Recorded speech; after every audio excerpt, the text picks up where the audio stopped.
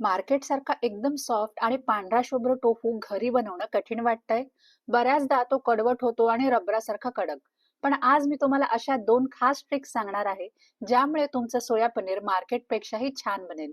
विशेषतः ज्यांना डेअरीची एलर्जी आहे किंवा जे वेट लॉस करतायत, त्यांच्यासाठी हा हाय प्रोटीन पर्याय बेस्ट ठरेल. चला तर मग या सिक्रेट टिप्स रेसिपीला सुरुवात करूया. तर टोफू बनवण्यासाठी आपल्याला सगळ्यात आधी हवी आहे सोयाबीनची डाळ किंवा अख्खे सोयाबीन. हे तुम्हाला सुपर मार्केटमध्ये किंवा ऑनलाईन खूप सहज मिळतात.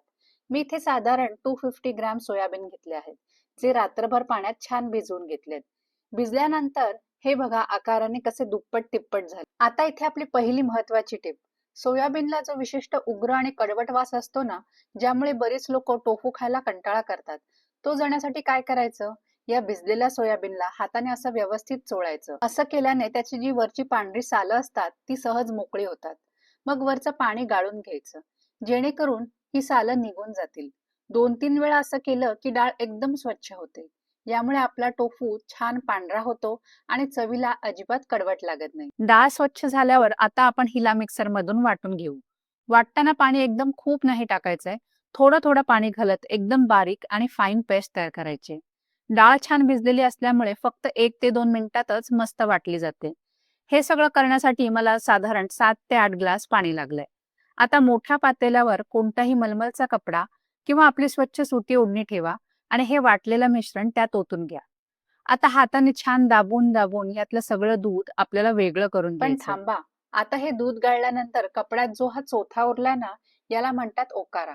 हे एक हाय फायबर सुपर फूड आहे, ज्यामध्ये भरपूर प्रोटीन असतं. याला फेकून न देता बाजूला ठेवून द्या, कारण व्हिडिओच्या शेवटी आपण ह्यापासून अतिशय चटपटीत पफ्स बनवणार आहोत. साधारण पाव किलो सोयाबीन पासून आपलं 2 लिटर सोया मिल्क तयार झालंय. जर दूध खूप घट्ट वाटलं, तुम्ही यात थोडं पाणी घालू शकता. आता हे दूध आपण एका कढईत गरम करायला ठेवूया.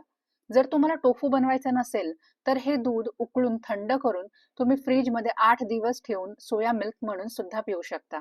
हे आरोग्यासाठी अतिशय चांगलं असतं. दूध गरम होत असताना यावर जो पांढरा फेस येतोय ना, तो चमच्याने काढून टाका, कारण तो चवीला थोडा कडवट लागतो. दूध खाली लागू नये म्हणून त्याला सतत चमच्याने हलवत राहायचंय, कारण हे दूध तळाला खूप पटकन चिकटतं. दूध छान उकळलं की गॅस बंद करा आणि याला 2 ते 3 मिनिटं असंच सोडून द्या.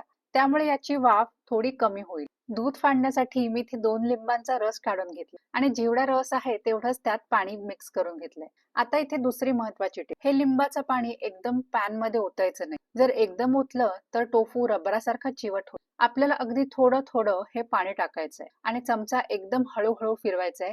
घाई अजिबात नाही करायची. हे बघा कसं मस्त पनीर आणि पाणी वेगळं व्हायला लागलंय. पाण्याचा रंग हलका हिरवट झाला की समजायचं दूध परफेक्ट फाटलंय. आता ह्यावर झाकण ठेवून याला 5 मिनिटं असंच विसावा देऊया. त्यामुळे टोफू छान मऊ होईल.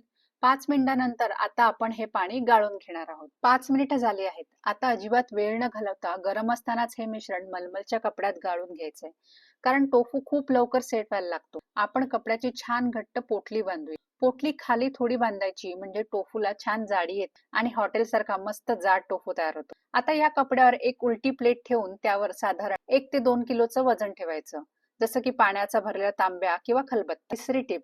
याला खूप जास्त वेळ वजनाखाली ठेवायचं नाही. फक्त 30 ते 40 मिनिटं पुरेशी आहेत.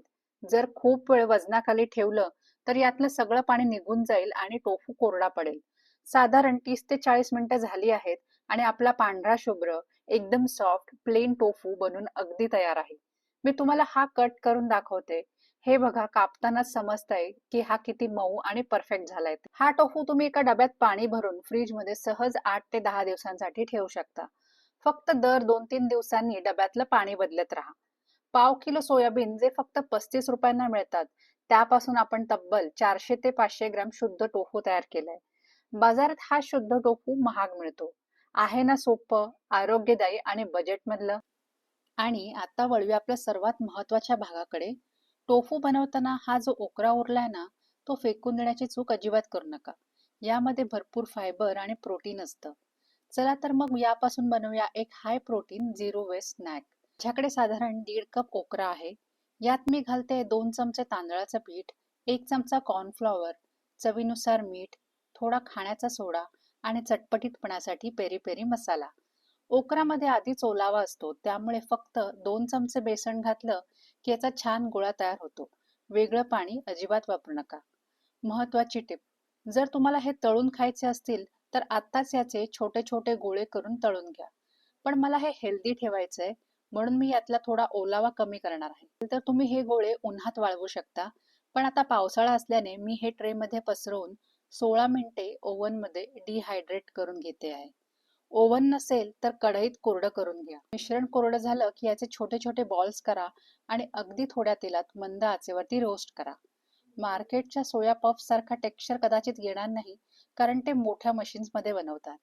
पण घरच्या घरी बनवलेला हा शुद्ध, पौष्टिक आणि स्वस्त पर्याय तुमच्या संध्याकाळच्या चहाची मज्जा नक्कीच वाढवेल.